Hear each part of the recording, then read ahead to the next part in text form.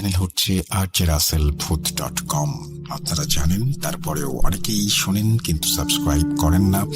Subscribe না করলে আমি কি করছি না করছি সেটা যেমন আপনি জানতে পারবেন না, ঠিক একইভাবে আমিও বুঝতে পারবো না যে কতজন আসলে আমার সঙ্গে আছেন।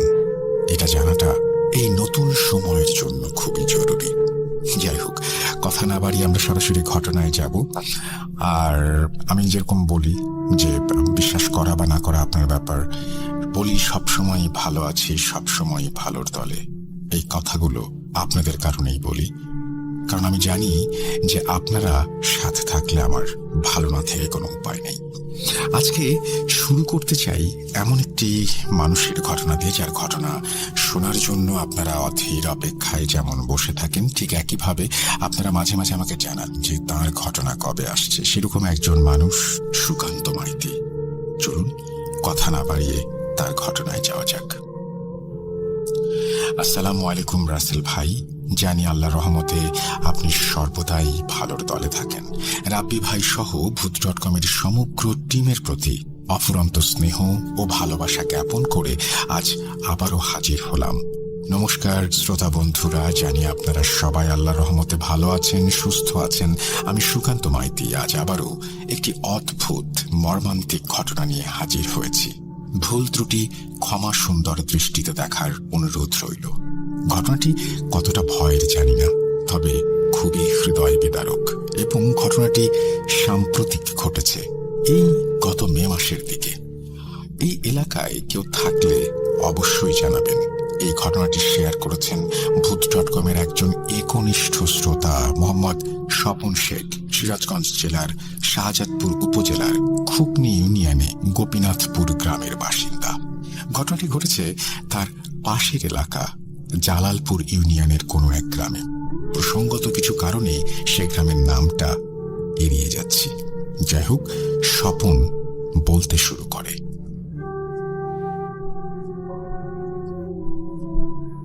ঘটনা ঘটে মে মাসের প্রথমের দিকে। হঠাৎ করে দুটি বাচ্চাকে খুঁজে পাওয়া যাচ্ছিল না। এই নিয়ে এলাকায় মাইকিং পর্যন্ত হচ্ছিল। ছেলে দুটো সম্পর্কে আপন খালাতো ভাই ছিল এবং বয়সও প্রায় একই, ওই ৩-৪ মাসের পার্থক্য আর কি। সেদিন রাত ভোর খোঁজাখুঁজি করেও ছেলে দুটোর হদিস মেলেনি। পরদিন সবাই দেখে যমুনা নদীর পার বাঁধার জন্য আমাদের এলাকায় যে প্রচুর বালির স্তূপ রাখা হয়েছিল, তার মাঝে একটি অগভীর ডোবা আছে। সেখানে বাচ্চা দুটোর লাশ ভেসে উঠেছে। বিষয়টাতে সবাই খুব অবাক হয়, কারণ গতরাতে ওই ডোবার মধ্যে নেমেও খোঁজা হয়েছে। মাত্র হাঁটু সমান পানি, এমনকি পাশে যমুনা নদীতে নেমেও খোঁজা হয়েছে, কিন্তু কোথাও পাওয়া যায়নি। এই নিয়ে এলাকার মানুষের মধ্যে অনেক তর্ক বিতর্ক শুরু হয়ে যায়। ডোবাটা খুবই অল্প গভীর, আর নদী থেকে ভেসে যে এখানে আসবে সেরকমও কোনো নালা বা খাল নেই।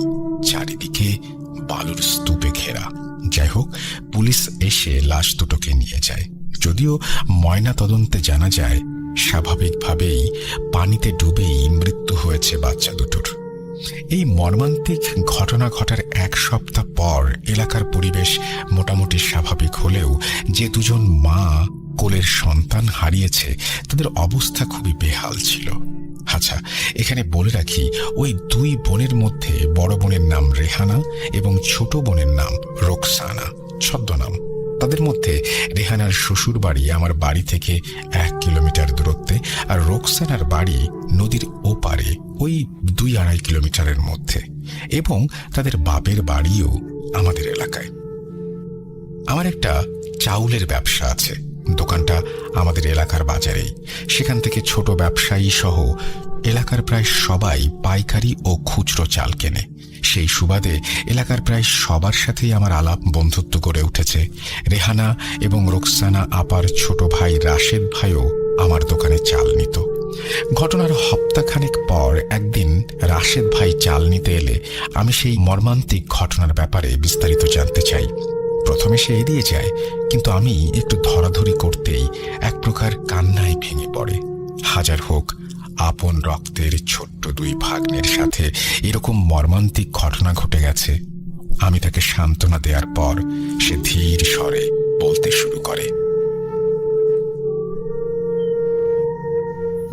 সূত্রপাত আজ থেকে প্রায় ৮-৯ বছর আগে।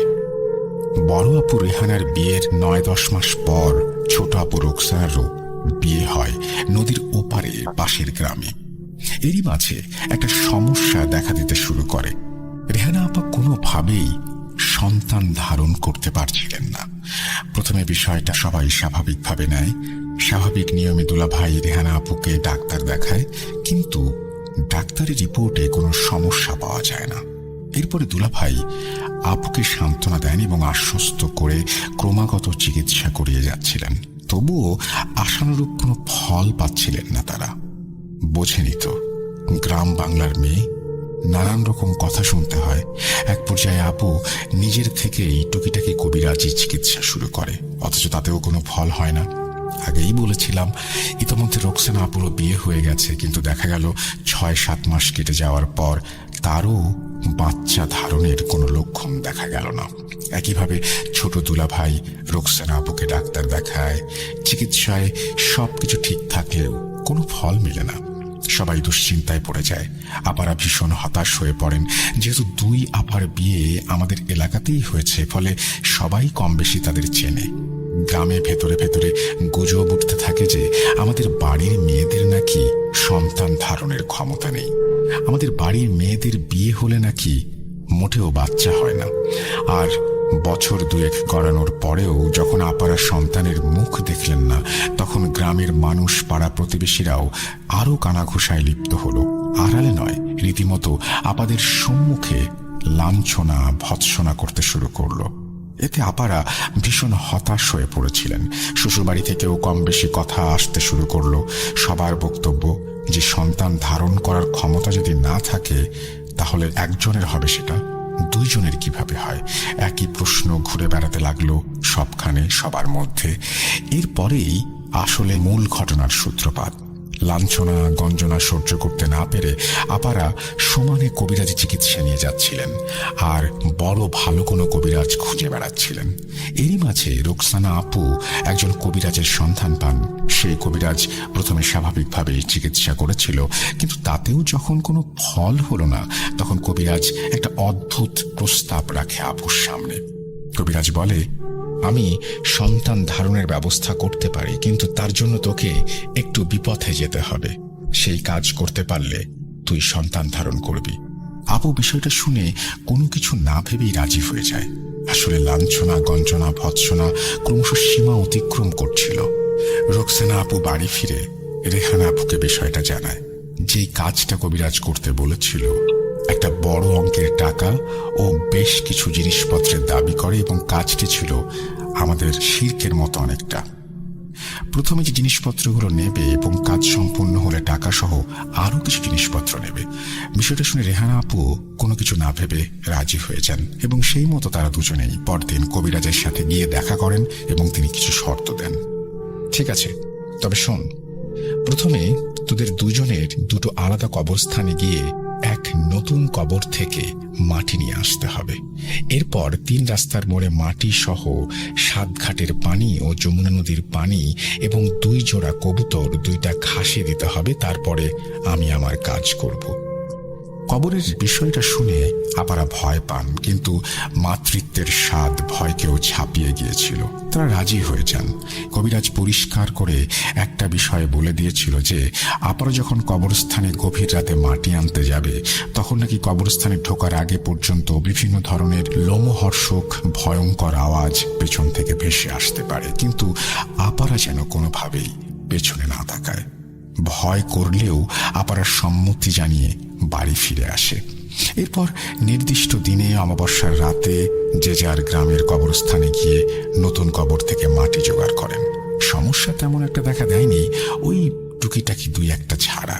কবরস্থানে যাওয়ার সময় পেছনে কখনো শেয়ালের আওয়াজ, কখনো কুকুরের আওয়াজ, কখনো বা ঝরঝর শুকনো পাতার শব্দ, মনে হয় কেউ শুকনো পাতার উপরে হেঁটে এগিয়ে আসছে, এই আর কি। তবুও আপনারা সাহস করে সেইখানে গিয়েছিলেন। বোধহয় মাতৃত্বের লোভ ও লাঞ্ছনা গঞ্জনা থেকে চিরতরে মুক্তি পেতে এই ২টা আকাঙ্ক্ষাই তাদের সাহস জুগিয়ে গিয়েছিল। বাকি সবকিছু মোটামুটি জোগাড় হলেও 2 জোড়া কবুতর ও খাসি কেনাটা একটু চাপ হয়ে যাচ্ছিল, কারণ আপাদের অবস্থাটা ভালো ছিল না। কবুতর জোগাড় হলেও খাসি জোগাড় করা দুষ্কর হয়ে পড়েছিল। তবুও তারা কোনো রকমে জোগাড় করে সবকিছু নিয়ে কবিরাজের কাছে যান। কবিরাজ সবকিছু বুঝে নিয়ে বলেন, ঠিক আছে, তোরা পরবর্তী অমাবস্যায় আয়, আমি 2টি জিনিস দেব, তোরা সেটা ব্যবহার করতে পারলেই তোরা যা চাস তাই হবে। যাই হোক, আপারা আবারও পরবর্তী অমাবস্যার রাতে কবিরাজের বাসায় গেলেন এবং দেখলেন যে দরজা বন্ধ। আপারা কবিরাজের দরজায় যাওয়ার পর দেখেন বন্ধ দরজার ভেতর থেকে কিছু কথোপকথন ভেসে আসছে। কবিরাজের কথা বুঝতে পারলেও অপর প্রান্তের মানুষটির কথা বোঝা যাচ্ছিল না। এটুকুই বুঝতে পেরেছিল তারা ঠাহর করে যে কবিরাজ কাউকে বলছে যে সবকিছু ঠিক আছে, নিয়ম মাফিক সব ব্যবস্থা হবে, এই সব আর কি। অনেকক্ষণ ডাকাডাকির পর কবিরাজ দরজা খুলে আপাদের ভেতরে আসতে বলে। আপারা ভেতরে গেলে কবিরাজ তাদেরকে একটি বিশেষ ধরনের তেল ও খাবার পানি দেয় এবং বলে 7 দিন ওই পানিটি খেতে এবং তেলটি মালিশ করতে বলে। তবে একটা বিষয়, সেটা হচ্ছে যে সন্তান যখন ভূমিষ্ঠ হবে তারপরে কবিরাজ আপাদের কাছে বিশেষ কোনো একটা জিনিস দাবি করবে। সেটা যদি আপারা না দেয় তাহলে নাকি ভীষণ ক্ষতি হয়ে যাবে, এমনকি সেই বাচ্চারও ভীষণ ক্ষতি হতে পারে। আপারা সম্মতি জানিয়ে বাসায় ফিরে আসেন। কবিরাজের কাছ থেকে আসার পর যেখানে এত বছর ধরে নানা ডাক্তারি চিকিৎসায় কোনো ফল হচ্ছিল না, আশ্চর্যজনকভাবে 6 মাসের মধ্যে রেহানা আপু গর্ভবতী হন এবং 4 মাস পরে রোকসানা আপুও গর্ভবতী হন। নির্দিষ্ট সময়ে দুজনের কোল আলো করে 2টি ছেলে সন্তানের জন্ম হয়। এলাকাবাসী যেমন বিস্ময়ে অবাক হয়ে বিষয়টি দেখেছিল, তার থেকেও 2 পরিবার খুবই আনন্দের মধ্যে ভেসেছিল। এর মধ্যে তারা কবিরাজকে দেওয়ার কথা বেমালুম ভুলে যায়। ছেলেদের নিয়ে খুশিতে মেতে থাকে। দেখতে দেখতে বেশ কয়েক মাস কেটে যায়। একদিন কবিরাজ তাদের সঙ্গে হঠাৎ দেখা করে। কবিরাজ খুবই রাগান্বিত হয়ে বলে, কি ব্যাপার, কথা মতো তোরা এলি না? 3 মাস হয়ে গেল, রোকসানারও তো বাচ্চা হয়ে গেছে, তবুও তোরা কথা রাখিসনি। যাদের মাধ্যমে তোদের গর্ভে সন্তান এসেছে তাদের তো আর আটকাতে পারছি না। আর যদি দেরি হয় তাহলে জিন তোদের এবং তোদের বাচ্চাদের ভীষণ ক্ষতি করবে। তোরা সামনের অমাবস্যার রাতে আমার সাথে দেখা করবি। এই বলে কবিরাজ চলে যায়। এদিকে রেহানা আপু কবিরাজের কথা শুনে ভয়ে পড়ে যান। সত্যিই তো প্রায় 6 মাস কেটে গেছে। বড় আপার বাচ্চার বয়স 6 মাস, ছোট আপার বাচ্চার বয়স 3 মাস, কিন্তু তখনও পর্যন্ত তারা কেউই কবিরাজের কাছে যায়নি এবং তারা তার দাবি দাওয়াও পূরণ করেনি। আর দেরি না করে পরের অমাবস্যায় তড়িঘড়ি করে আপারা কবিরাজের বাসায় যান। সন্ধ্যা নামলেও তখনও পশ্চিমের আকাশে হালকা রক্তিম আভার রেশ ধীরে ধীরে অমাবস্যার অন্ধকারে ডুবছিল। তারা এবারে কবিরাজের বাড়ির দরজার বাইরে কিছু ফিসফিস কথা শুনতে পায়। এবারেও কবিরাজের কথা বুঝতে পারলে অপর প্রান্তে থাকা ব্যক্তিদের কথা শোনা যাচ্ছিল না। তবে এইটুকু আপারা আন্দাজ করতে পারছিলেন ভেতরে কেউ কবিরাজের সঙ্গে তুমুল ঝগড়া করছে। বেশ কিছুক্ষণ এইভাবে চলার পর কবিরাজ হঠাৎই দরজা খুলে আপাদের সামনে দেখে আতঙ্কে বিস্ময়ে চেঁচিয়ে ওঠেন, এই তোদের জন্য আজকে আমার এই দুর্দশা। তোরা যদি দ্রুত আমার বলা শর্তগুলো পূরণ না করিস তাহলে কিন্তু ফল ভালো হবে না। আমি মরতে নারাজ। নিজের প্রাণ বাঁচাতে আমি সেই শয়তান জিনদের তোদের বাচ্চাদের পেছনেই লেলিয়ে দেবই বলে রাখলাম। আপারা পরিষ্কার করে কবিরাজের কাছে শুনতে চায় যে কি চায় সে। কবিরাজ ভয়ার্ত কণ্ঠে বলে, সেই শয়তান জিনগুলো এখন খেপে গেছে। এদের শান্ত করতে হলে তোরা 2 বোন মিলে 2 মণ করে 4 মণ মিষ্টি, 2 জোড়া রাম ছাগল অবশ্যই দিবি। 2 জোড়া রাম ছাগলের মূল্য বাংলাদেশি টাকায় প্রায় 3 থেকে 4 লক্ষ টাকা এবং মিষ্টির দামও নেহাত কম নয়। আগেই বলেছি 2 বোনের অবস্থা ততটা সচ্ছল ছিল না। এতগুলো টাকা একসঙ্গে তারা বের করতে পারবে? আপারা বিনীতভাবে অনুরোধ করে কবিরাজকে বলে যদি টাকাটা কিছুটা কমানো যায় তাহলে এটা তাদের পক্ষে দেয়া সম্ভব হবে, না হলে সম্ভব না। সেই কথা শুনে কবিরাজ আবারও চরম খেপে যায় এবং চেঁচিয়ে উঠে বলে, তোদেরকে আগেই বলেছিলাম যা চাইবো শর্ত মাফিক তাই দিতে হবে, নইলে ভীষণ বিপদ। তোরা যদি এখন রাজি না থাকিস তাহলে তোদের বাচ্চাদের প্রাণ নিয়ে টানাটানি হবে। এই পর্যায়ে রেহানা আপু চুপ থাকলেও রোকসানা আপু রীতিমতো রেগে যায় এবং বাত বিতণ্ডার ঝগড়াঝাটি শুরু করে দেয় কবিরাজের সাথে। আপু চেঁচিয়ে বলে ওঠে, যত সব ভণ্ডামি! আল্লাহ যদি বাচ্চা না দেয় তাহলে কি বাচ্চা হতো?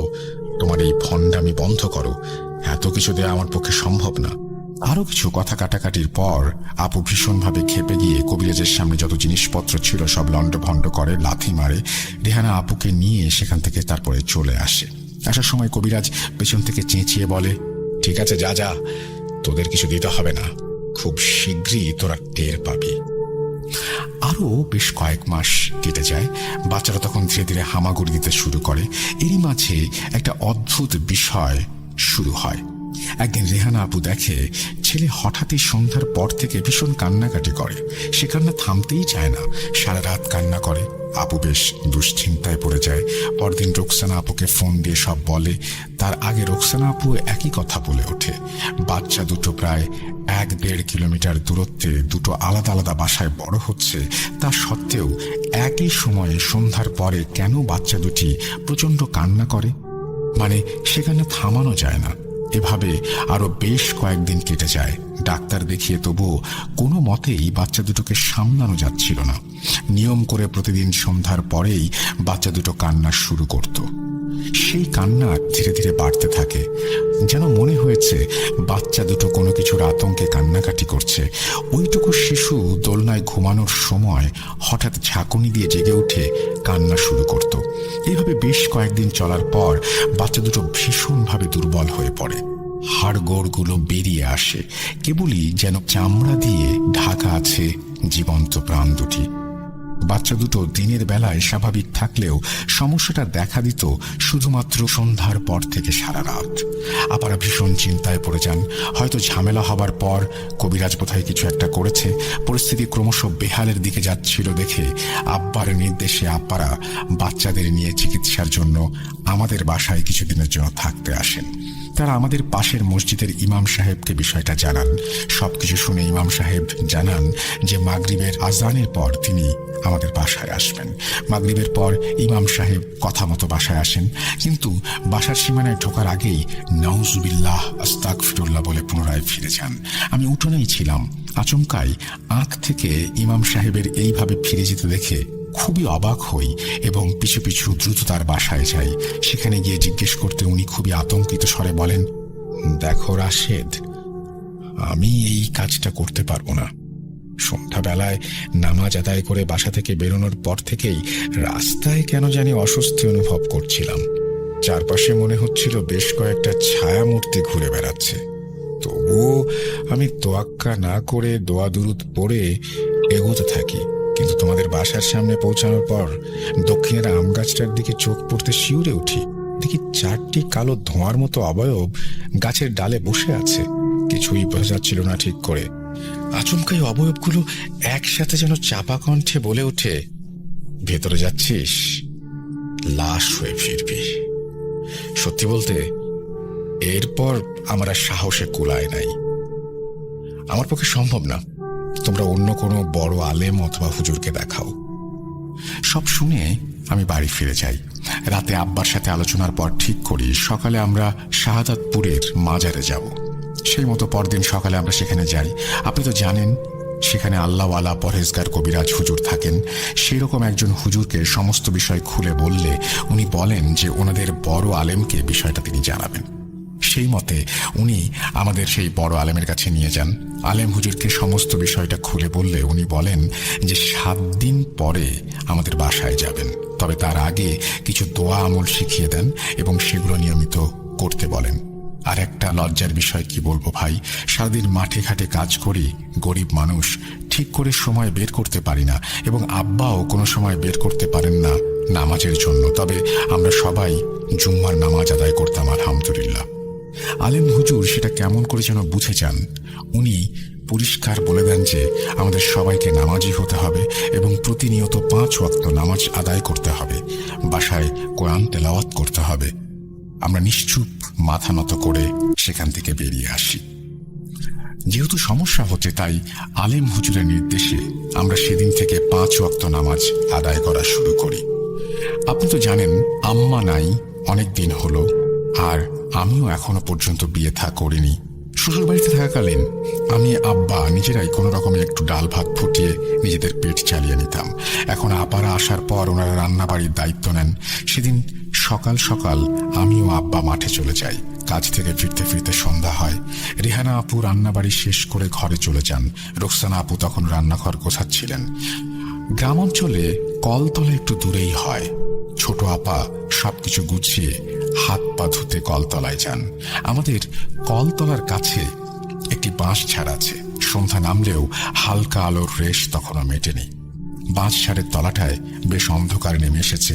আপু হাত মুখ ধুতে ধুতে হঠাৎই দেখেন বাঁশঝাড়ের ভেতরে দুটি আগুনের মতো গোলা দপদপ করে জ্বলে উঠল। জ্বলন্ত চোখ দুটো ছাড়া কিছুই দেখা যাচ্ছিল না। রোকসানা আপু প্রাণপণে ছুটে বাড়ির দিকে যান।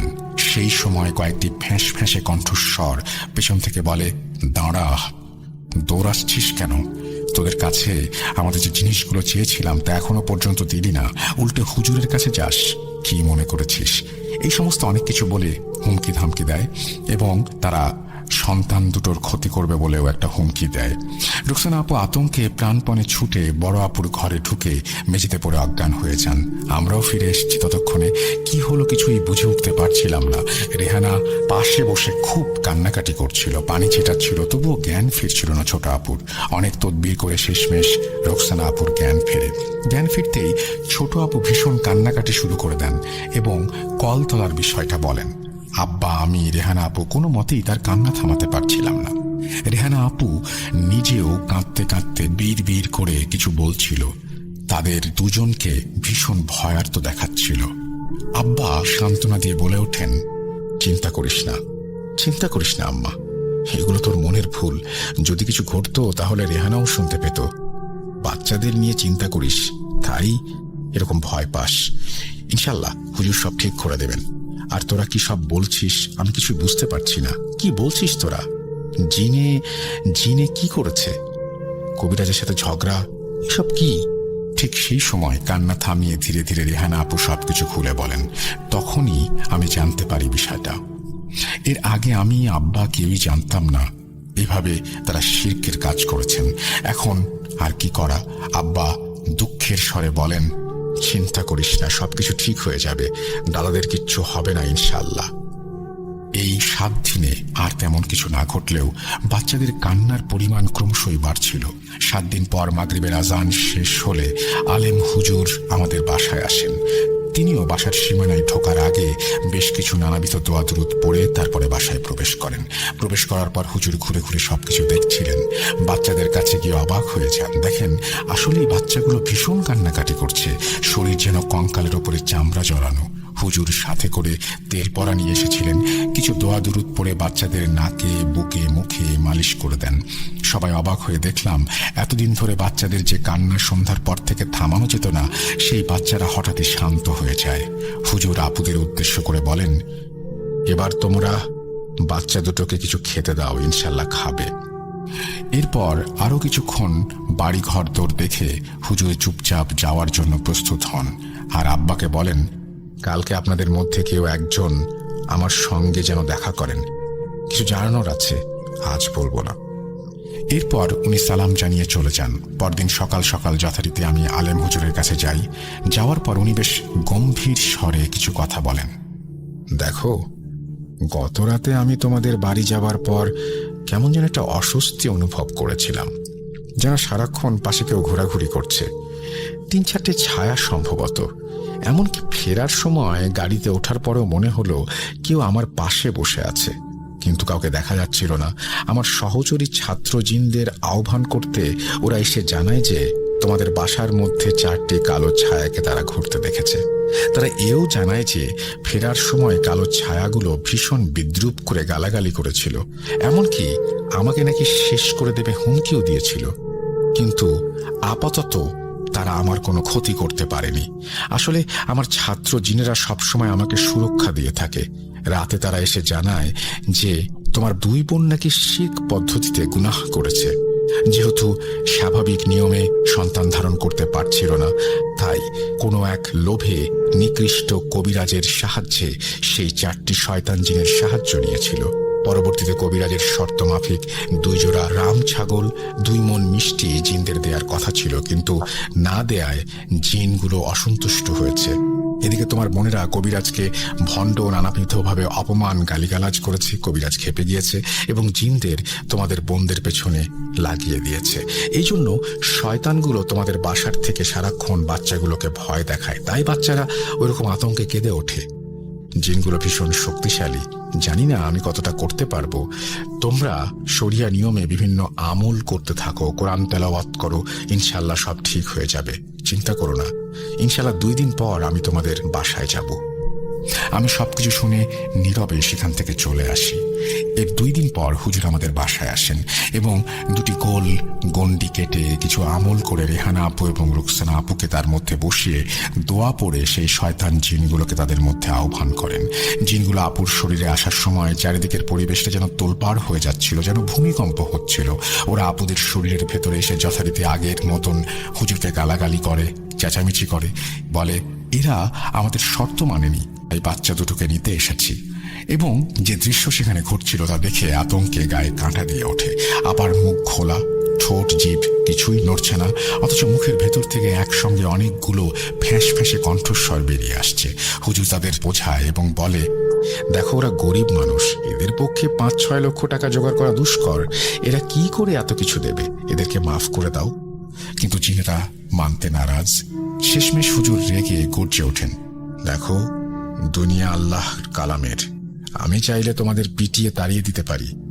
তবুও জিনেরা শোনে না, হুজুরের সঙ্গে ঝগড়া করতে শুরু করে।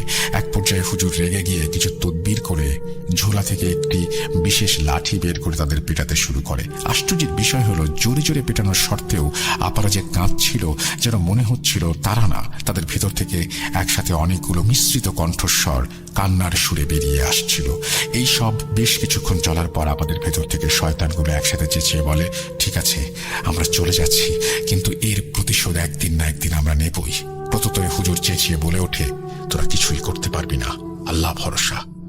ঠিক সেই মুহূর্তে রেহানা আপু রুকসানা আপু মাটিতে লুটিয়ে পড়েন। প্রায় ঘণ্টাখানেক পর আপুদের জ্ঞান ফেরে। এরপর হুজুর তাদের বেশ কিছু আমল শিখিয়ে দেন এবং বলেন সেগুলো নিয়মিত পালন করতে, তাহলে আর কোনো সমস্যা হবে না ইনশাল্লাহ। হুজুর এও বলেন যে ওনার ছাত্র জিনেরা সবসময় বাচ্চাদের পাহারা দেবে। এরপর থেকে হুজুরের কথা মতো আপারা নিয়মিত তদবির আমল করতে শুরু করেন, 5 ওয়াক্ত নামাজ পড়েন। এদিকে ধীরে ধীরে বাচ্চারাও সুস্থ থাকে, স্বাভাবিকভাবে বড় হচ্ছিল। এইভাবে বেশ কিছু বছর কেটে যায়, কোনো সমস্যা হয় না। বর্তমানে এই অঘটনের প্রায় 3-4 মাস আগে হুজুর স্বাভাবিক বার্ধক্যজনিত কারণে ইন্তেকাল করেন। ঠিক তারপর থেকেই আবারও সমস্যাগুলো দেখা দেয়। কিন্তু এতগুলো বছর স্বাভাবিকভাবে কেটে যাওয়ার ফলে আপারা ও আমরা কেউই ধারণা করতে পারিনি যে শয়তান জিনগুলো আবারও ফিরে আসবে। তবে বাচ্চা দুটো খেলতে গেলে মাঝে মাঝে ফিরে এসে আম্মাদের জানাতো তাদেরকে 4 জন মানুষ প্রায়ই ডাকে, এসো এসো আমাদের সঙ্গে, এসো খাবার দেব, খেলনা দেব, এসো। আপারা ভেবেছিল হয়তো কোনো ছলে ছেলে ধরা ভুলিয়ে ভালিয়ে বাচ্চাদের ধরতে এসেছে। তখনও আমরা ধারণাই করতে পারিনি যে শয়তান জিন এভাবে এসে ঘুরে বেড়াচ্ছে। আপারা বাচ্চাদের যথারীতি বুঝিয়ে দেন যে এরকম কোনো মানুষ যদি লজেন্স, খেলনা, মিষ্টি দিয়ে ডাকে তাহলে যেন তারা না যায়। এরই মাঝে একদিন ভাগ্নে 2 জন আমাদের বাড়িতে বেড়াতে আসে। তার ঠিক 3 দিনের মাথায় অঘটন ঘটে যায়। সারাদিন মাইকিং হয়, এলাকায় খোঁজাখুঁজি হয়, কিন্তু ভাগ্নে 2 জনের কোথাও খোঁজ পাচ্ছিলাম না। আশেপাশে সমস্ত ইউনিয়ন খুঁজে দেখি, কিন্তু খুঁজে পাই না। দেখতে দেখতে রাত হয়ে আসে, তবুও আমাদের খোঁজা শেষ হয় না।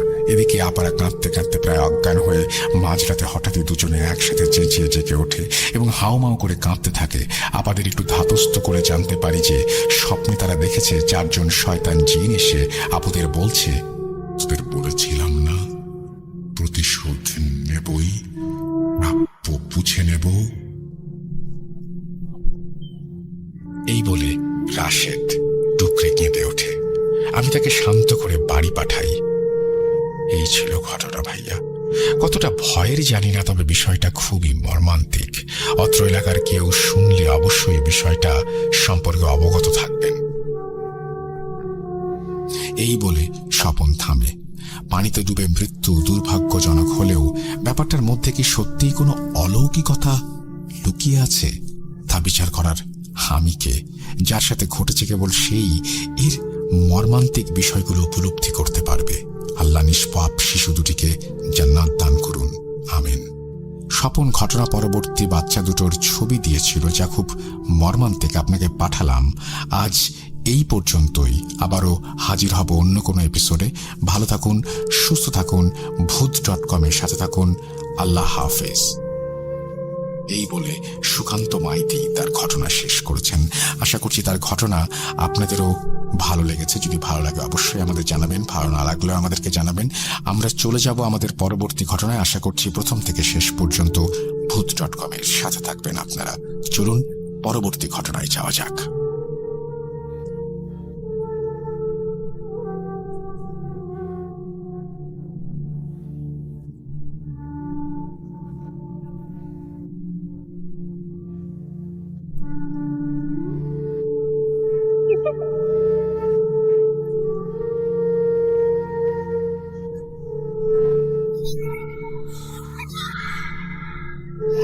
তুমি লুকাও, আমি ঠিকই তোমাকে খুঁজে পাবো।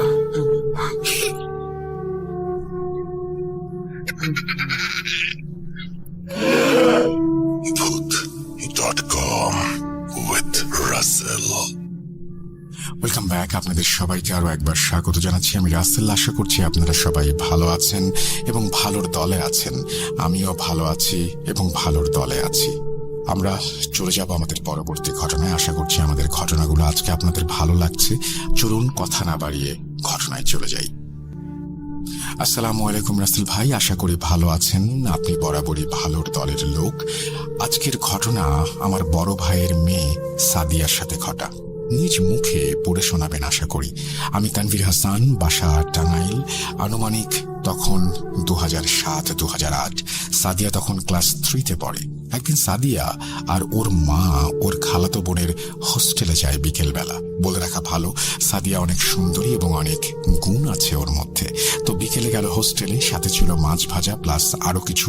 মেইন রাস্তা থেকে হোস্টেলে যাওয়ার সময় সামনে অনেক প্রাচীন বট গাছ। লোকমুখে শোনা যায় এই গাছটা নাকি ভালো না, খারাপ কিছু আছে।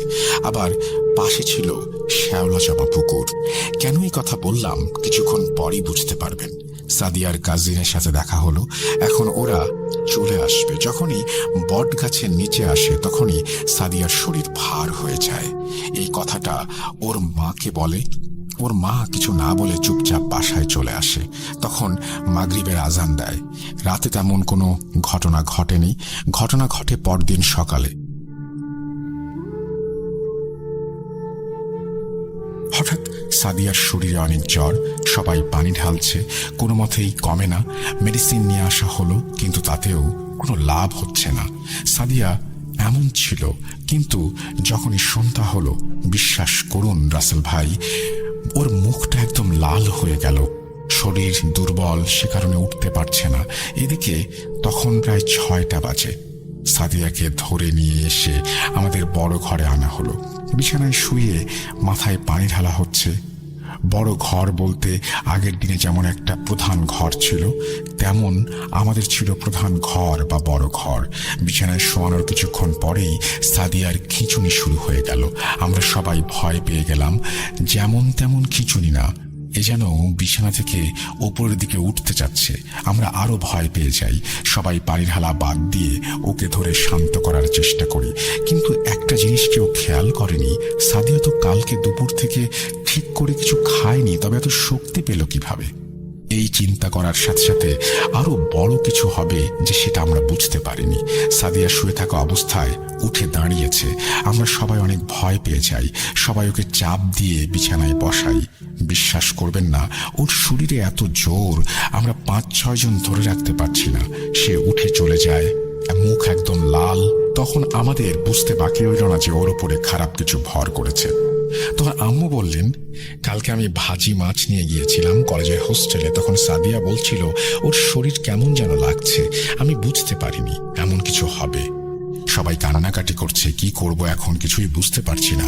হঠাৎ একজন জানায় আমাদের পাশের এলাকা পালপাড়ায় এমন একজন কবিরাজ আছে, যে এই সব নিয়ে কাজ করে।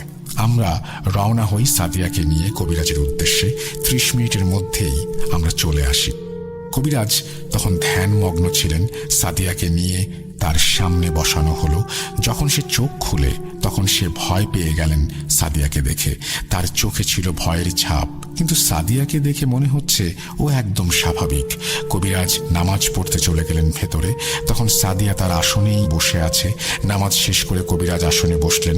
যখনই দোয়া পড়া শুরু করলেন তখনই সাদিয়া আবারও আগের মতো শক্তি দেখাচ্ছে, উঠে চলে যাবে। তখনই সবাই মিলে আবারও ধরে বসাই।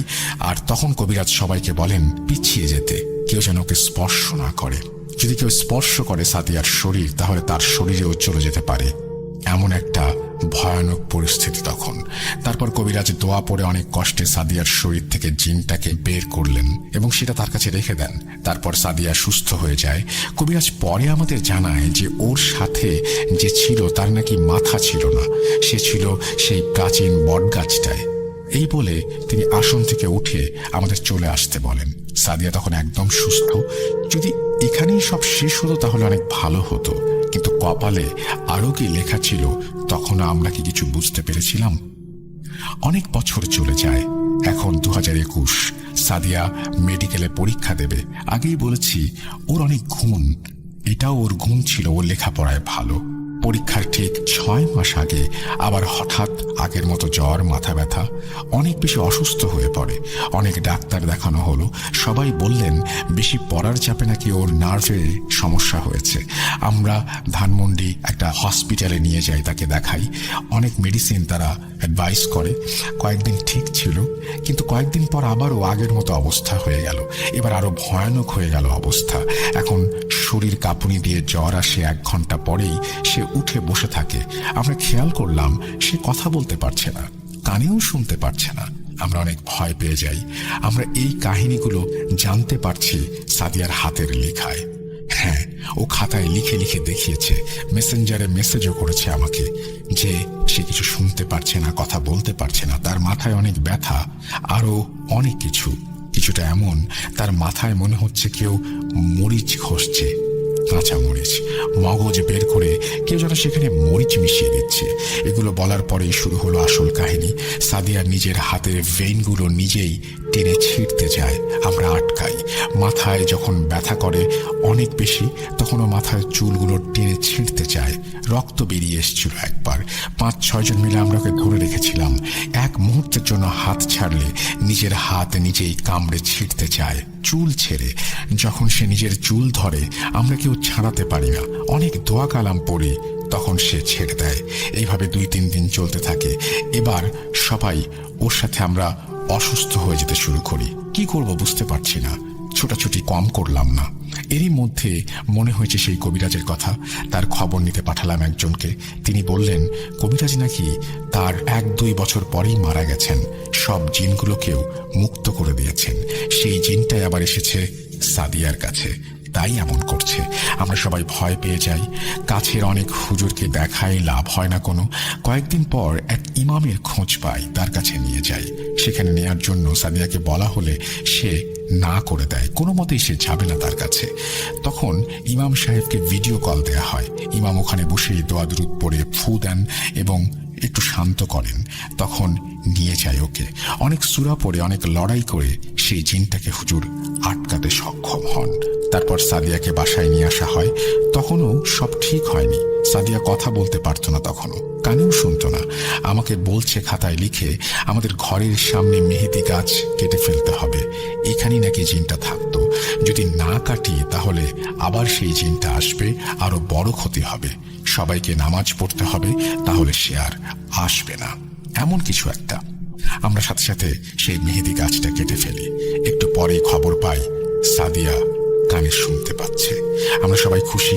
পরের দিন আর একটা কান খুলে যায়, কথাও বলতে পারে। এই ছিল আমাদের সাথে ঘটে যাওয়া মর্মান্তিক দুর্ঘটনা। আল্লাহ সবাইকে রক্ষা করুন। থ্যাংক ইউ ভেরি মাচ আপনার ঘটনার জন্য। এবং খুবই অদ্ভুত টাইপের একটা ঘটনা, এবং একটা মানুষ হঠাৎ করেই কথা বলতে পারবে না, কানে শুনতে পারবে না, এরকম একটা পরিস্থিতির সম্মুখীন হবে। এবং এই প্রথম শুনলাম তেঁতুল গাছ নয়, বট গাছ নয়, অন্য কোনো গাছ নয়, মেহেদি গাছ কেটে ফেলতে হবে যাতে জিন আবার সেখানে ফিরে আসতে না পারে। একটু অন্যরকম ঘটনা তো বটেই।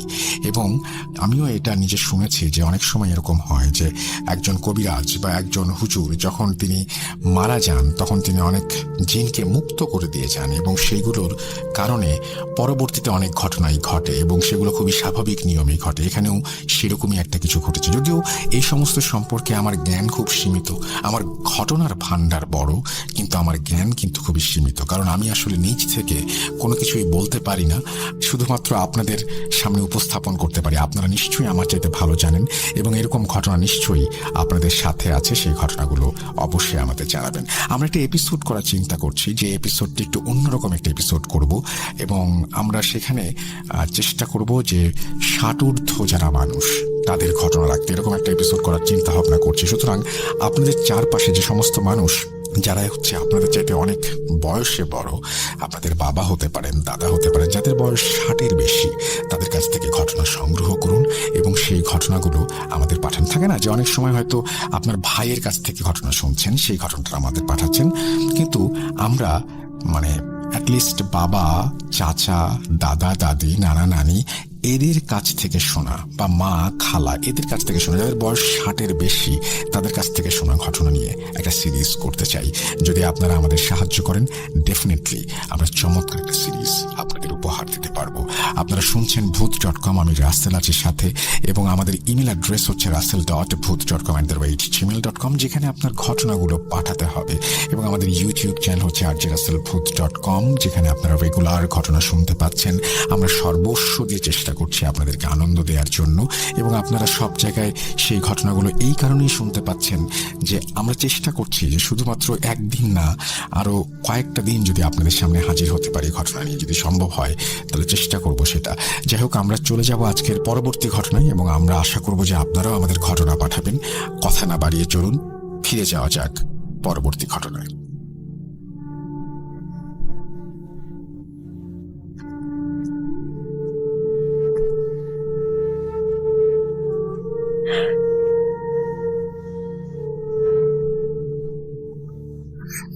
শব্দটা ভয়ের আরেক নাম ভূত উইথ রাসেল। ওয়েলকাম ব্যাক, আপনাদের সবাইকে স্বাগত জানাচ্ছি। আমি রাসেল, আশা করছি আপনারা সবাই ভালো আছেন, ভালোর দলে আছেন। আমাদের এই এপিসোডে রাব্বি, রাকিব থেকে শুরু করে আরো বেশ কিছু মানুষ, আপনাদের পরিচিত এবং অপরিচিত বেশ কিছু মানুষ তাদের ঘটনা শেয়ার করবেন বলেই কথা আছে। সো আমরা কথা না বাড়িয়ে সরাসরি ঘটনায় চলে যাব, এবং আমরা একটা একটা করে ঘটনা আপনাদের সামনে উপস্থাপন করব। আপনাদের তারপরে কমেন্ট সেকশনে গিয়ে লিখতে হবে যে ঘটনাটি কার ছিল, এবং আপনাদের যে কোনো প্রশ্নও কিন্তু আপনারা কমেন্ট সেকশনে লিখতে পারেন। আমাদের মডারেটররা সবসময় এই ব্যাপারে উত্তর দেবে। আমার সাথে কীভাবে যোগাযোগ করতে হবে এবং আমরা কোথায় কোথায় আছি সেটা বলবো। মাঝখানে আমরা বলি যে পরবর্তী ঘটনাটি আপনার কার মনে হচ্ছে, ভাবতে থাকুন এবং কমেন্ট করতে থাকুন। মাঝখানে আমি একটু বলে দিই কিভাবে আমাদের সাথে যোগাযোগ করবেন। আমাদের ইমেল অ্যাড্রেস rasel.bhoot.com@gmail.com। আমাদের ইমেল অ্যাড্রেসের পাশাপাশি আমাদের ইউটিউব চ্যানেল লিঙ্ক হচ্ছে rjraselbhoot.com, আর আমাদের ফেসবুক পেজ হচ্ছে www.facebook.com/rasel.shahin। আপনারা যারা যারা সঠিক উত্তর দিয়েছেন তাদের সঠিক উত্তরগুলো সেই মানুষগুলোর কাছে আমি বলবো যে যার ঘটনা তিনি যেন এবার কমেন্ট সেকশনে এসে থ্যাঙ্কস লিখে দেন। যারা শুনছেন তারা একটু আমরা একটু ইন্টারাক্টিভ করি শোটাকে। যাই হোক, চলুন শুরু করি তাহলে আমাদের প্রথম অডিও ক্লিপ, যেটি পাঠিয়েছেন কে, মিলিয়ে নিন কমেন্ট সেকশনের সাথে।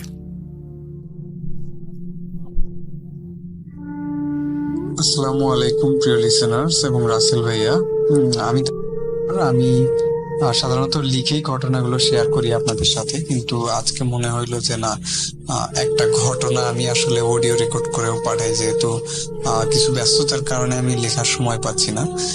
ছোট ঘটনা বলে ভাবলাম অডিও রেকর্ড করে আপনাদের সাথে শেয়ার করি। যাই হোক, এখন যে ঘটনাটা আমি শেয়ার করব, এইটা আমাকে যিনি শেয়ার করছে ওনার বয়স বেশ অনেকটাই হয়ে গেছে। ঘটনাটা 2003 সালের এবং উনি তখন যুবক বয়সের ছিলেন। ওনারা যেটা করতেন, উনি গ্রামে ছিলেন, উত্তরবঙ্গেরই কোনো একটা জেলায় ওনার বাড়ি, আমি জেলার নামটা বলতেছি না, উনি ওনার পরিচয়টা গোপন রাখতে বলছেন আর কি।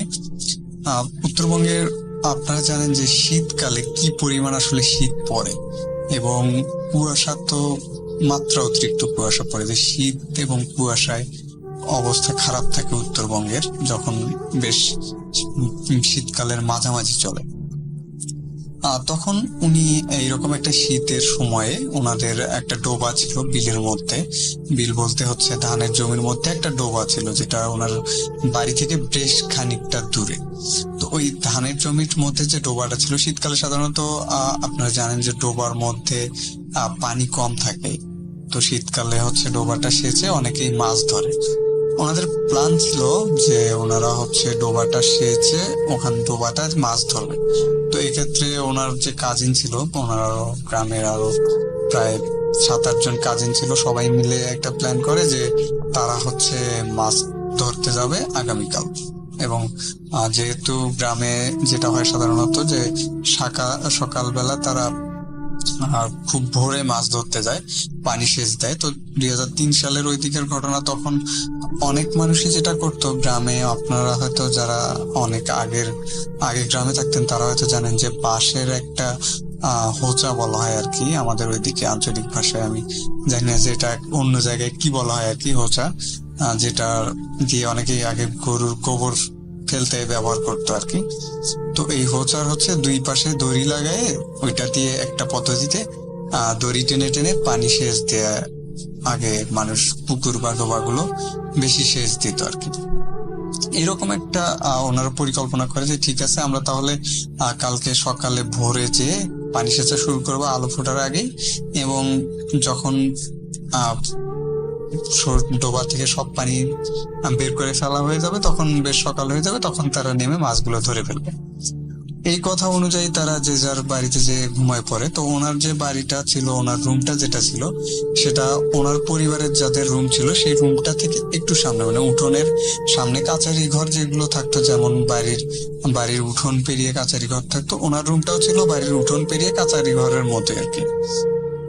তো উনি কাচারি ঘরে ঘুমায় আছে, এইরকম একটা অবস্থায় হঠাৎ উনি খেয়াল করে ওনাকে কেউ ডাকতেছে বাইরে থেকে, ওনার নাম ধরে যখন কেউ ডাকতেছে, উনি হয়তো ঘুমের মধ্যে ছিল, একটা বা দুইটা এরকম একটা ডাক শুনছে। শোনার পরে উনি উঠে গেছে। ওনার ঘুম স্বভাবতই বেশ পাতলা, উনি যেটা বলে যে হালকা একটু শব্দ হলে উনি ঘুম থেকে জেগে যায়। তো ওনাকে নাম ধরে ডাকার পরে উনি উঠে পড়ে। ওঠার পরে উনি উঠে যখন দরজা খুলে বাইরে বের হয়ে আসে, তখন দেখে যে ওনার একটা কাজিন সে উল্টা দিকে ঘুরে আছে, মানে ওনার দিকে মুখ করে নেই, উল্টা দিকে ঘুরেই কথা বলতেছে যে কি ব্যাপার, তুই এখনো ঘুমাচ্ছিস, আমাদের তো মাছ ধরতে যাওয়ার কথা, শেষবি না? এখন উনি বলে যে হ্যাঁ, এখন কি ভোর হয়েছে নাকি কি অবস্থা? তো ওই ওনার যে কাজিন সে বলতেছে যে এখন তো বেশ ভোর টাইপ হয়ে গেছে, চল আমরা আপাতত যাই, পানি সেচা শুরু করি, ওরা আস্তে আস্তে উঠে চলে আসবে না বাকি যারা আছে। তো তখন বলে আচ্ছা ঠিক আছে। তো ওনার যে কাজিন ছিল সে রাস্তা দিয়ে হাঁটা শুরু করে ডোবার দিকে। এখন উনি বলতেছে আচ্ছা তুই যে হাঁটা শুরু করলি, পানি সেচার তো জিনিসগুলো নেওয়া লাগবে। তো তখন উনি হচ্ছে পানি সেচার জন্য যে হোচার কথাটা আমি বললাম ওইটা নেয় এবং সাথে কিছু দড়ি নেয়, নিয়ে উনিও ওনার কাজিনের পিছনে পিছনে হাঁটা শুরু করে। তো উনি যেভাবেই হাঁটতেছে, কিন্তু কাজিনের সাথে যে দূরত্বটা, মানে প্রায় 5 হাতের মতো বা তারও একটু কম হবে, এই দূরত্বটা কমতেছে না, বা উনি কাজিনের সাথে হাঁটতে পারতেছে না, উনি পিছিয়ে পিছিয়ে হাঁটতেছে, ওনার কাজিন আগে আগে হাঁটতেছে। তো যখন ওনারা গ্রামের বাড়িগুলো পার করে মেঠো পথ ধরে, মানে মাটির রাস্তাটায় ধরে, তো তখন উনি খেয়াল করে যে চারপাশে একটা অন্ধকার অন্ধকার ভাব থাকলেও সাদা একটা, মানে কুয়াশার কারণে সাদা সাদা কিছু একটা বোঝা যাচ্ছে।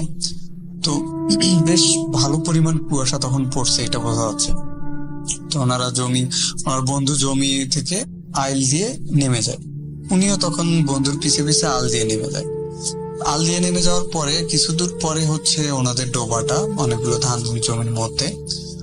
ডোবার পারে যখন চলে আসার পরে ওনার বন্ধুকে উনি বলে, সরি কাজিনকে উনি বলে যে তুমি হচ্ছে এই ডোবাটা পানা দিয়ে ভর্তি ছিল, যে ডোবার এক পাশটা পানাটা পরিষ্কার করো, আমি হচ্ছে দড়িগুলো লাগাই।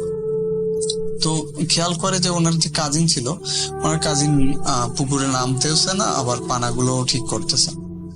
উনি নিজেই দড়িগুলো লাগানোর পরে নিজেই পুকুরের ডোবার পাশে নেমে পানাগুলো একদিকে সরায় ওনার কাজিনকে বলে, আচ্ছা তাইলে সেচটা শুরু করি। ওনার কাজিন দড়ির এক প্রান্ত ধরে ওই এক পাশে দাঁড়ায়, উনি দড়ির আর এক প্রান্ত ধরে আরেক পাশে দাঁড়ায়। এইভাবে পানি সেচা শুরু করে, হচ্ছে বেশ ভালো পরিমাণ পানি ওরা শুরু করে। ওনারা পানি সেচে সামনে একটা ফাঁকা জমি ছিল আইলজা, ওই জমিতে হচ্ছে পানিগুলো ফেলতেছে। এরকম যখন প্রায় 5-6 মিনিটের মতো সেচা হয়ে যায়, তো উত্তরবঙ্গে যারা থাকে তারা হয়তো একটা জিনিস খেয়াল করবে যে মাঝরাতে এমন হয় যে কুয়াশাগুলো অনেক সময় দেখা যায় যে মেঘের মতো ভেসে ভেসে যায়। ওনাদের মাঝখান দিয়ে, মানে কুয়াশা ওইরকম যেহেতু ফাঁকা জায়গা, মাঝখান দিয়ে কুয়াশাটা এরকম ভেসে ভেসে যাচ্ছে। উনি তখন ওনার কাজিনকে জিজ্ঞেস করে যে আচ্ছা এখন কতক্ষণ সময় হচ্ছে, আমরা তো সেই তখন থেকে পানি সেচেই যাচ্ছি, কিন্তু ওরা এখনো মাছ ধরার জন্য আসতেছে না কেন? ওদের মনে হয় ডেকে আনলেই বেশি ভালো হতো। ওনার যে কাজিন সে কোনো কথা বলতেছে না, সে সেচতেছে, এবং সেচতে একটা পর্যায়ে যেটা হয়, ওনার কাজিন কি করে দড়িটা ধরে একটু জোরে টান দিচ্ছে, মানে এমন একটা ভাবে টান দিচ্ছে যাতে ইনি দড়ি ধরে অবস্থায় হোঁচটকে সামনে পড়ে যায়। এইরকম কয়েকবার হওয়ার পরে হঠাৎ করে ওনার যে কাজিন অনেক জোরে দড়িটা টান দিয়ে ফেলে, এবং জোরে দড়িটা টান দেওয়ার ফলে যেটা হয়, উনি একদম হুড়মুড় করে ডোবার যেখানে পানাটা পরিষ্কার করছে ওখানে পড়ে যায়। ওখানে পড়ে যাওয়ার সাথে সাথে ডোবার পানি তো ওনারা অনেকটা, প্রায় 10-12 মিনিটে অনেকটা পরিমাণ সেচে ফেলছে। তো কাদা ছিল আর কি ডোবায়, বেশ গ্রামের ডোবাগুলোতে যেটা হয় যে অনেক ডোবাতে হাঁটু পরিমাণ কাদা ওঠে। উনি কাদার মধ্যে একদম সবকিছু জামা কাপড় সহ সবকিছু সহ শীতে কনকনা ঠান্ডা পানির মধ্যে উনি পড়ে যায়। উনি যখনই উপর হয়ে পড়ে যাওয়ার সাথে সাথে উনি অনুভব করে যে ওনার ঘাড়ের উপরে কেউ লাফ দিয়ে উঠে ওনার ঘাড়টা একদম কাদার মধ্যে ঠেসে ধরছে। যখন এটা মানে উনি অনুভব করতে পারে, উনি কয়েক সেকেন্ডের মধ্যে এটা হওয়াতেই বেশ ভয় পেয়ে যায় যে আসলে হঠাৎ এটা কি হলো, আমার কাজিন কেন আমার কাদার মধ্যে এরকম করে ঠেসে ধরলো। উনি হাত ঘুরে হাতটা, ওনার যে কাজিন যে কাদার মধ্যে অনেক কাদটা ঠেসে ধরে আছে, উনি ওই কাজিনের হাতটা ধরে। যখন কাজিনের হাতটা ধরে তখন উনি একদম সেই পরিমাণের ভয় পেয়ে যায়, কারণ হাতটা অনেক নরম এবং লোমশ। জাস্ট ওনার হাতের নিচে ফিল হচ্ছে যে একটা লোমশ কিছু উনি ধরে আছে। একদম ভয়ে, মানে তখন কি করবে, মুখটা কাদার মধ্যে, কোনো নিঃশ্বাস নেওয়ার বুদ্ধি নেই। উনি জাস্ট হাতটা ধরে অনেক জোরে একটা ঝাঁকি দিয়ে লাফ দিয়ে উপরে, এবং লাফ দিয়ে উপরে উঠেই উনি যেটা চোখ খুলে যেটা সামনে দেখে যে একটা লোমশ আকৃতির, যেমন হনুমান টাইপ কিছু হইলে যেরকমটা হয়, এইরকম কিছু একটা ওনার কাঁধ তখনও ধরে আছে, এবং কাঁধটাতে প্রচন্ড পরিমাণে জ্বালা করতেছে।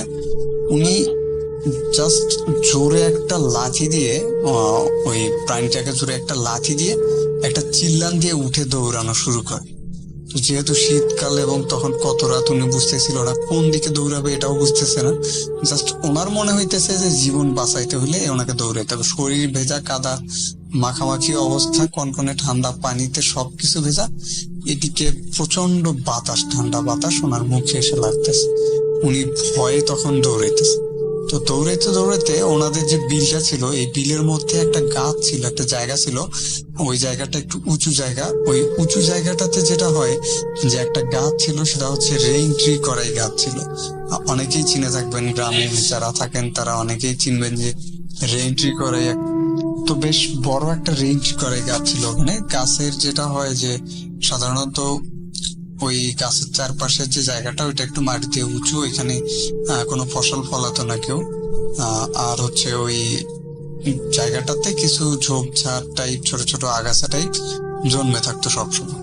আর রেন্ট্রি করাই গাছটা নিয়ে অনেকেরই কিছু ভীতি ছিল, বা গ্রামে অনেক কথা প্রচলিত ছিল যে ওই গাছে দুইজন কিছু সময়ের ব্যবধানে, মানে কয়েক মাসের ব্যবধানে গলায় দড়ি দিয়ে আত্মহত্যা করে। তো সাধারণত যারা রাত্রে বা সন্ধ্যায় জমিতে কাজ করতে করতে সন্ধ্যা হয়ে যেত, এমন কিছু লোক বলতো যে অনেক সময় দেখা যেত যে কেউ একটা আবছা কেউ বসে আছে রেন্ট্রি গাছের নিচে, এবং কাছে গেলেই দেখা যেত কেউ নেই।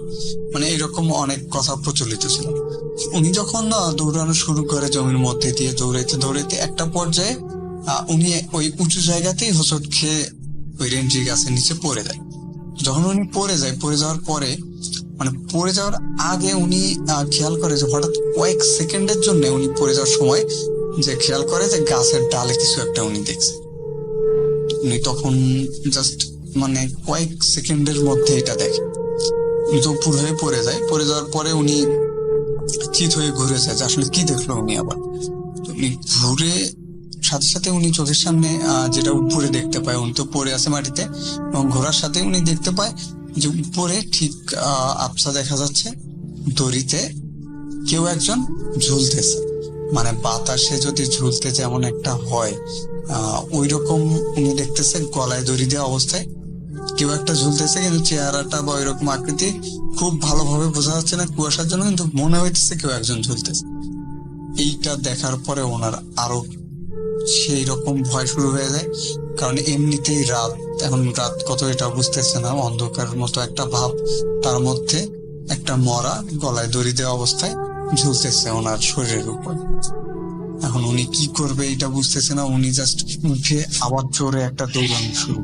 উনি যখন দৌড়াচ্ছে তখন ওনার মনে হচ্ছে পিছন থেকে বেশ জোরে কিছু শব্দ ভেসে আসতেছে। শব্দগুলো এমন যে দেখা যাচ্ছে যে হচ্ছে শিয়াল ডাকলে গভীর রাতে যেরকম একটা শব্দ হয়, বা অনেকেই বলে কুকুর কান্না করে গভীর রাতে, কুকুর কান্না করলে যেরকম একটা শব্দ হয়, এইরকম কিছু শব্দ খুব জোরে ওনার পিছনে ভেসে আসতেছে ওই গাছের কাছে থেকে।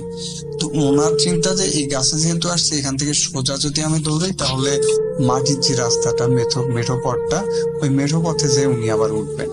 তো উনি দৌড়াইতে দৌড়াইতে বেশ সামনে দিয়ে মেঠো পথটা খুঁজে পান।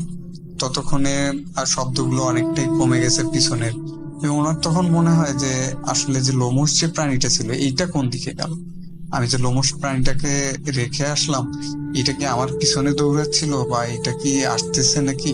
মানে উনি তখন আরো বেশি পরিমাণ ভয় পেয়ে যায়। এখন চিন্তা করে যে উনি যেখানে এসে উঠছে রাস্তার যে জায়গাটাতে, এখান থেকে উনি যদি ওনার গ্রামে বা ওনার বাড়ির দিকে যায়, তাহলে ওনাদের যে গ্রামের একটা কবরস্থান আছে এটা পার হয়ে ওনাকে যেতে হবে। কারণ এই ভয়ের অবস্থায় ওনার সাহস হচ্ছে না যে কবরস্থান পার করে উনি হচ্ছে গ্রামে যাবে। আবার এই রাস্তায় যে দাঁড়ায় থাকবে এই সাহসটাও নেই, কারণ উনি গাছ থেকে মাত্রই একটা লাশ ঝুলতে দেখে আসলো, এবং এই প্রাণীটা যে এখন কই আছে, আবার এখানে এসে আক্রমণ করবে কিনা এটাও বুঝতেছে না। কিন্তু উনি তখন যেটা করে যে না, ওনার যা কিছুই হয়ে যায় ওনাকে কবরস্থান দিয়ে দৌড়ে বাড়ি যেতেই হবে। উনি রাস্তা দিয়ে আবার দৌড়ানো শুরু করে বাড়ির উদ্দেশ্যে। যখন উনি রাস্তা দিয়ে আবার বাড়ির উদ্দেশ্যে দৌড়ানো শুরু করে, একটা পর্যায়ে উনি যখন দেখতেছে যে কবরস্থানটা আর কিছু দূর গেলেই কবরস্থানটা সামনে আসবে। তো শীতকালে যেটা হয় যে রাস্তায় কুয়াশা গুলো এসে গাছের সাথে রাস্তার দুই পাশে যেহেতু অনেক ধরনের গাছ থাকে, গাছের সাথে যে কুয়াশাগুলো ধাক্কা খেয়ে কুয়াশাগুলো পানি হয়ে ঝরে পড়ে। আর রাস্তার মাঝখানে তখন খুব একটা বেশি কুয়াশা দেখা যায় না, কিন্তু দুই সাইডে হচ্ছে বেশ সাদা, মানে আর কিছু দেখা যাচ্ছে না কুয়াশার জন্য। উনি রাস্তার মাঝখান দিয়ে তখন দৌড়াচ্ছে, জোরে জোরে দৌড়াতে আর একটা পর্যায়ে যখন কবরস্থানের পাশে চলে আসে, ওনার তখন একটাই চিন্তা যে উনি কবরস্থানের দিকে দেখবে না, সোজা দৌড়ে পার হয়ে যাবে। কিন্তু উনি যখনই কবরস্থানটার দিকে আসে, কবরস্থানে কিছু বাঁশঝাড় ছিল যেগুলো রাস্তার সাথে ছিল। গ্রামের কবরস্থানগুলো সাধারণত শহরের মতো হয় না, ওটা যেমন হয় যে বাঁশঝাড়ের পাশে বা দেখা যাচ্ছে যে অনেক ঝোপঝাড়ের মধ্যে কবরগুলো দেওয়া হয়, এবং ওইটা বাঁশের কিছু বেড়া দিয়ে বাউন্ডারি দেওয়া হয়, যেটা বাইরে থেকেও দেখা যায় বা রাস্তা থেকেও দেখা যায়। তো উনি যখন দৌড়াতে একটা মনে হলো যে রাস্তার পাশে একটা বাঁশঝাড়, এবং বাঁশঝাড়ে একটা কাফন করা লাশ দাঁড়ানো অবস্থায়, মানে বাঁশের সাথে হেলান দিয়ে দাঁড়ানো অবস্থায় একটা কাফন করা লাশ। জাস্ট এইটা দেখে ওনার মানে ভয়ে আর কিচ্ছু মনে হইতেছে না, দৌড়াতে পারতেছে না, পা থেমে গেছে জাস্ট। উনি তখন ভয়ে লাফ দিয়ে রাস্তার এক সাইডে চলে আসে। কিন্তু উনি যখন ভয়ে লাফ দিয়ে রাস্তার এক সাইডে চলে আসে, মানে কবরস্থানের ঠিক অপোজিটে, তখন রাস্তার পাশে থাকা যে কোনো একটা গাছের সাথে ওনার মাথাটা বেশ সজোরে আঘাত করে। আঘাত করার পরে উনি রাস্তায় একদম পড়ে যায়। পড়ে যাওয়ার পরে উনি আর কিছু বলতে পারে না যে আসলে ওনার কি হয়ে গেল। তো তারপরে একটা পর্যায়ে উনি অনুভব করে যে বেশ ঠান্ডা লাগতেছে ওনার, এবং চোখ মেলে দেখে উনি তখনও রাস্তাতেই পড়ে আছে। আর ওনার পাশে বেশ লম্বা একজন লোক দাঁড়ায় আছে। উনি তখন লাফ দিয়ে উঠে বসে যে এইটা আবার কি। ওনাকেও খুব ভালোভাবে বোঝা যাচ্ছে না বা চেনা যাচ্ছে না, এরকম একজন লোক। ওই লোকটাও তখন ওনাকে বলতেছে যে আপনি আস্তে ওঠেন, এত তাড়াহুড়ো করার কোনো দরকার নেই। তো উনি তখন বলে যে আচ্ছা আপনি কি, আপনাকে তো এখানে আগে কখনো দেখিনি, বা আমি এই কবরস্থানের পাশে পড়ে আছি, এখনো কি সকাল হয়নি? ওই লোক বলতেছে না এখনো সকাল হয়নি, আমি বেশ অনেকক্ষণ ধরে দেখতেছি তুমি এখানে পড়ে আছো, এই জন্য আমি তোমার এইদিকে আসলাম। উনি বলতেছে যে আমি অনেকক্ষণ ধরে পড়ে আছি, মানে এখন কয়টা বাজে? আমি তো মাত্র এখানে পড়লাম। তখন ওই লোক বলতেছে যে না, তুমি মাত্র পড়ো নাই, আমি অনেকক্ষণ ধরে দেখতেছি তুমি এখানে পড়ে আছো, জন্য আমি তোমার কাছে আসলাম। তখন ওই লোকটা বলতেছে তুমি উঠে কি দাঁড়াইতে পারবা? তো উনি বলতেছে হ্যাঁ আমি উঠে দাঁড়াইতে পারবো। উনি উঠে দাঁড়ায়, তো ওনার তখন শরীর তখনও কাঁপতেছে। লোকটা বলতেছে আচ্ছা তোমার কি হয়েছে? উনি শর্টকাটে একটু বলে যে এই ব্যাপার, আমি তো এই কবরস্থানে এইরকম একটা জিনিস দেখলাম। লোকটা বলতেছে আচ্ছা যাই হোক, তোমার বাড়ি কোন দিকে? উনি বলে যে এই যে সামনের এই রোড দিয়ে যে সামনেই আমার বাড়ি। লোকটা তখন বলে ঠিক আছে তুমি উঠে দাঁড়াও, আমি তোমাকে বাড়ি পর্যন্ত পৌঁছে দিয়ে আসি। তো উনি হাঁটতেছে সামনে, লোকটা পিছনে। ওনার শরীরে তখন একটা ভয় ভয় কাজ করতেছে। লোকটা ওনাকে জিজ্ঞেস করে আচ্ছা তুমি কোথায় গেছিলে এখানে? উনি তখন বলে যে আমি আমার কাজিনের সাথে ডোবায় গেছিলাম, ডোবা এসেছে মাছ ধরতে, আমাদের মাছ ধরার কথা ছিল। এখন আমার কাজিনকে সাথে নিয়ে ওখানে গেলাম, যাওয়ার পরে হঠাৎ দেখি যে আমার কাজিন চোরে একটা টান দিয়ে বসে। তবে লোকটার সাথে কথা বলতে বলতে উনি একটা জিনিস খেয়াল করে যে লোকটা সবসময় একটু পিছে পিছে, মানে ওনার সাথে হাঁটতেছে না বা ওনার সামনে আসতেছে না, লোকটা একটু পিছে, উনি সামনে। উনি যতই হাঁটার গতিটা কমায় দেয়, কিন্তু তারপরেও লোকটা ওনার পিছনেই থাকে। এরকম কিছু কথাবার্তা লোক। একটা পর্যায়ে উনি যখন ওনার গ্রামের কাছাকাছি চলে আসে, যে এখন বাড়ির মধ্যে ঢুকবে, পাশেই ঢুকতেই ওনারা একটা পরিচিত বন্ধুর বাড়ি আছে। ওই বন্ধুর বাড়ির কাছাকাছি যখন চলে আসে, তখন হঠাৎ করে খেয়াল করে যে ওনার পিছনে থেকে আর কোনো আওয়াজ আসতেছে না, বা উনি অনুভব করতেছে না যে কেউ হাঁটতেছে ওনার পিছনে। তখন উনি হঠাৎ পিছনের দিকে কথা বলতে বলতে তাকায় দেখে কি কার সাথে কথা বলতেছিল এত সুন্দর। আর রাস্তায় কোনো লোক নেই বা কোনো মানুষ নেই, কিচ্ছু নেই। উনি তখন বিষয়টা আরো বেশি ভয় পেয়ে দৌড়ে ওনার যে ফ্রেন্ডের বাড়ি ছিল, ওই ফ্রেন্ডের বাড়িতে যে দরজায় জোরে জোরে ধাক্কা দেওয়া শুরু করে। তো তখন ওনার ফ্রেন্ডের বাড়ির লোকজন যারা ছিল সবাই দৌড়ে বের হয়ে আসে। কি হয়েছে যে তুমি এত রাতে কাদা মাটি সব পানি মাখা অবস্থায় এখানে কেন? তখন বলে যে আমার এই ব্যাপার হয়েছে, এক লোক তো আমাকে আগায় দিয়ে গেল কবরস্থান থেকে এখানে, এখন দেখতেছি সেই লোক। তো তারপরে ওনারা ওনাকে বাড়ির ভিতরে নিয়ে যায় এবং গরম কাপড় চোপড় দেয়, পানি খাওয়ায়। ভোরের দিকে ওই ফ্রেন্ডের সাথে উনি তখন বাড়িতে চলে আসে। আসার পরে উনি ওনার যে ফ্রেন্ডটা ওনাকে ডেকে নিয়ে গেছিল তার বাড়িতে যায়। বাড়িতে যাওয়ার পরে যেটা দেখে যে ওনার ফ্রেন্ড নাই বাড়িতে। উনি আবার ঘুরে যে কাজিন আর অন্যান্য কাজিন যারা ছিল তাদের কাছে আসে। কাজিনদের কাছে আসার পরে ওনার কাজিনরা ওনাকে বলে যে আসলে আমরা তো উঠে সকালে তোর ওখানে অনেকক্ষণ ডাকাডাকি করলাম, দরজায় ধাক্কা দেখি করলাম, কিন্তু তোর তো কোনো সার শব্দ নেই। তারপরে যে কয়জন ছিল, তারপর ওনার অন্যান্য যে কাজিনরা ছিল সবাইকে সাথে নিয়ে ওই ডোবার দিকে যায়। যাওয়ার পরে দেখে যে আর কয়েকজন কাজিন তারা যে ওই ডোবা থেকে পানি সেচতেছে। ওনাকে যে কাজিনটা ডেকে নিয়ে যায় সে ওখানে যে পানি সেচতেছে। তাই নিজে বলতেছে তুই যে কালকে রাত্রে আমাকে ডেকে নিয়ে আসলি, আসার পরে তুই কই হারাইছি? তো বলতেছে আমি তোকে কালকে কই ডেকে নিয়ে আসলাম, আমরা তো কয়েকজন মিলে তোকে যে ডাকলাম, তোকে ঘরে দরজায় অনেক জোরে ধাক্কা দেখিয়ে বললাম, কিন্তু তোর তো কোনো সারা শব্দ পেলাম। না পেয়ে আমরা পরে চলে আসলাম। আসার পরে এখানে এসে দেখি যে এখানে হচ্ছে একটা হোঁচা এবং দড়ি লাগানো অবস্থায় পড়ে আছে, আবার পানা পরিষ্কার করা, আবার পানিগুলো ওই জমিতে অনেকটা তুলে দেয়া। আমরা ভাবলাম হয়তো কেউ চুরি করে মাছ ধরতে আসছিল নাকি রাত্রে, আমরা আরো এটা ভাবতেছি। কিন্তু তোকে তো খুঁজে পাইলাম না, তোকে বাড়িতে যে নক করলাম কিন্তু তুই তো ঘুম থেকে উঠলিও না, বেরো হইলি। তারপরে আমরাই চলে আসলাম যে আমরা যে আপাতত সেচ শুরু করি, তারপরে হচ্ছে তোরা আসলে মাছ ধরি। তো ইনি তখন ওই জিনিসটা আসলে উনি মুসাউল যখন ঘটনাটা আমার সাথে শেয়ার করে, তারপর উনি বলে যে আমি ঘটনাটা অনেক হুজুরের সাথে শেয়ার করছি যে আসলে আমাকে সেদিন কে ডেকে নিয়ে গেছিল মাছ ধরতে, আমাকে ওইখানে বা ঠেসে ধরলো কি কাদার মধ্যে, আবার ওই লোমস জিনিসটা কি ছিল, আমি যে রেন্ট্রি গাছের ওখানে এসে পড়ছিলাম, ওই রেন্ট্রি গাছে যে লাশ ঝুলতে দেখলাম আমি, এটাই বা কি ছিল। আবার কবরস্থানে লাশ দেখলাম, আমাকে একজন লোক আবার পার করে দিয়ে গেল কবরস্থানটা, বাড়িতে রেখে গেল, এই লোকটা কে ছিল। মানে এই প্রশ্নগুলোর জবাব উনি অনেককেই ঘটনাটা শেয়ার করছে, কারোর কাছ থেকেই উনি কোনো সঠিক ব্যাখ্যাটা পায়নি।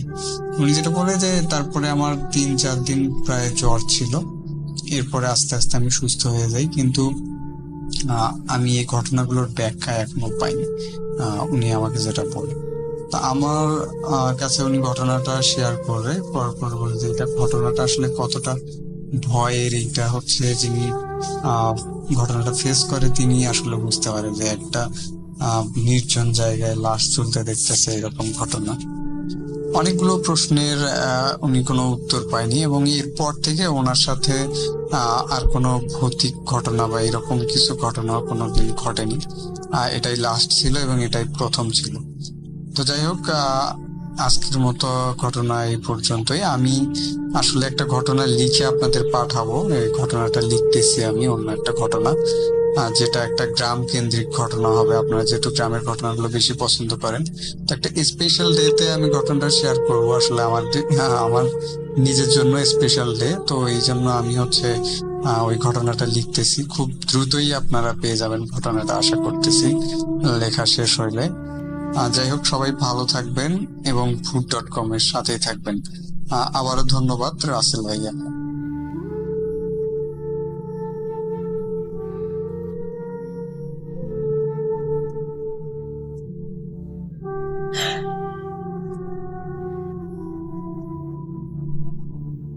পাচ্ছেন শব্দটা?